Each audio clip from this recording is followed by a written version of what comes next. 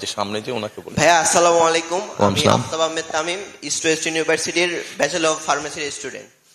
ভাই আমার একটা প্রশ্ন হলো, আপনি তো গত 17 বছর লন্ডনে ছিলেন, ওখানকার হেলথ কেয়ার সিস্টেম আপনি দেখেছেন। কি সিস্টেম? হেলথ কেয়ার, একটা হেলথ কেয়ার সিস্টেমে ভাইয়া হসপিটাল ফার্মাসিস্ট অনেক গুরুত্বপূর্ণ একটা রোল প্লে করে, কিন্তু আমাদের বাংলাদেশে হসপিটাল ফার্মাসিস্ট তেমন একটা নিয়োগ দেওয়া হয় না। কিছু একটা হয়তো 2-3টা হসপিটালে দেওয়া হয়, এছাড়া দেওয়া হয় না। এখন বিএনপি যদি ক্ষমতায় আসে তাহলে কি এই বিষয়টা অ্যাড্রেস করা হবে কিনা? ধন্যবাদ। ধন্যবাদ। আমরা জিনিসটাকে, আপনি যেটা বলেন সেটা তো আছে, জিনিসটাকে আর একটু ডিফারেন্ট ভাবে দেখছি। এই জিনিসটা ইউরোপ এখন ওরা ইন্ট্রোডিউস করছে, গত কয়েক বছর ধরে আস্তে আস্তে ওরা এটাতে এমফেসাইজ দিচ্ছে, এটা ইন্ট্রোডিউস করছে। সেটা হচ্ছে প্রিভেনশনের উপরে।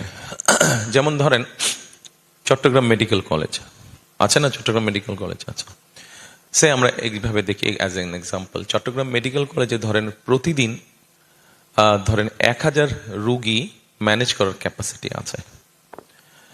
গভর্নমেন্ট থেকে যে ওষুধ দেওয়া হচ্ছে, হসপিটাল যা আছে, নার্স যা আছে, ডাক্তার যা আছে, সবকিছু 1000 রুগীকে ম্যানেজ করার ক্যাপাসিটি। কিন্তু প্রতিদিন ওখানে কিউ করছে 2000 রুগী। তা আপনি আজকের 1000 শেষ করতে করতে আপনার হাতে 1000 থাকলো, আগামীকাল আরো 2000 চলে আসলো, মানে হয়ে গেল 3000। এইভাবে কিন্তু ডবল ট্রিপল হয়ে যাচ্ছে জিনিসটা। তা আমরা যেটা চিন্তা করেছি, এটা ইউরোপে ওরা চালু করেছে, ওরা হিসাব নিকাশ করে দেখেছে প্রিভেনশনের উপরে ওরা যদি জোর দেয়, তাহলে মানুষকে যদি প্রথমেই ওরা অসুস্থ হবে না এরকম একটা পরিস্থিতি যদি আমরা তৈরি করতে পারি, মানে মানুষ তো অসুস্থ হবেই, মানে less number of people will be sick. এটা যদি আমরা মোটামুটি ভাবে করতে পারি, তাহলে আপনার ওইখানে কিউটা কমে যাচ্ছে হসপিটালে। কিউটা কমে গেলে যারা যাচ্ছে ওরা কিছুটা হলেও বেটার ট্রিটমেন্ট পাবে, বেটার ওষুধ পাবে, নার্সের অ্যাটেন্ডেন্সটা বেটার হবে, ডাক্তারের অ্যাটেন্ডেন্সটা বেটার হবে, টেক কেয়ার করতে পারবে।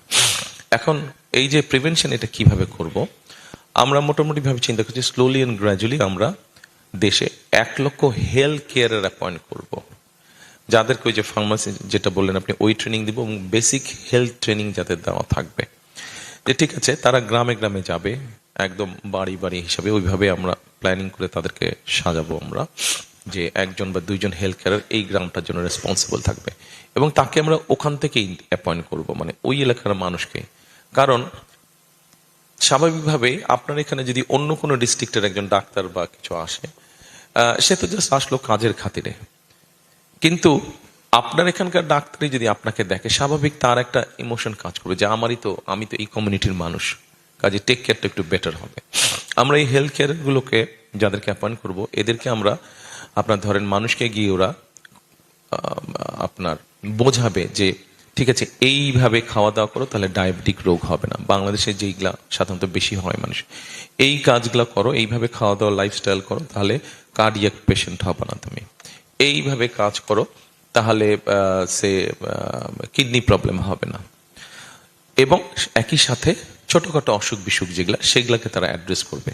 অর্থাৎ ওই মানুষটাকে, গ্রামের ওই মানুষটাকে উপজেলা হসপিটাল বা জেলা হসপিটালে যাতে আসতে না হয়, ঘরেই মোটামুটি ভাবে সে চিকিৎসাটা পাবে।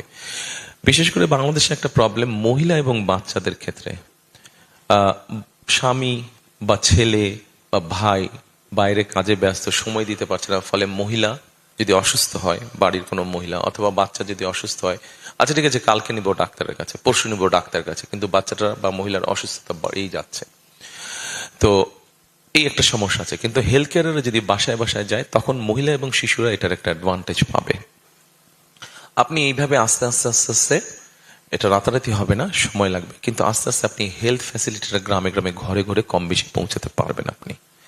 এখানে আরেকটা বিষয় আছে, এই হেলথ কেয়ারের আমরা যদি 1 লক্ষ হেলথ কেয়ারের অ্যাপয়েন্ট করি, এর মধ্যে প্রায় 80-85% হেলথ কেয়ারের আমরা নিযুক্ত করব নারী হেলথ কেয়ারের, নারী নিযুক্ত করব আমরা। কারণ স্বাভাবিকভাবে আমরা কম বেশি একটু দেখেছি যে নারীরা একটু ধৈর্যশীল হয়, আর যেহেতু তারা বাসায় গিয়ে বোঝাবে, বাসায় হাউস ওয়াইফকে বোঝাবে, বাসার যে গৃহকর্তা থাকবে তাকে বোঝাবে। কারণ নর্মালি তো বাংলাদেশে আমরা দেখেছি, পৃথিবীর অনেক দেশেই দেখেছি, হাউস ওয়াইফ যারা থাকে তারাই কিন্তু সংসারে খাওয়া দাওয়া, হাইজিন সবকিছু কম বেশি ম্যানেজ করে তারা। তো সেই জন্য একজন নারীর সাথে আরেকজন নারী কথা বললে, বোঝালে ওটা তার জন্য কমফোর্টেবল হবে, ইজি হবে টু মেক হার আন্ডারস্ট্যান্ড।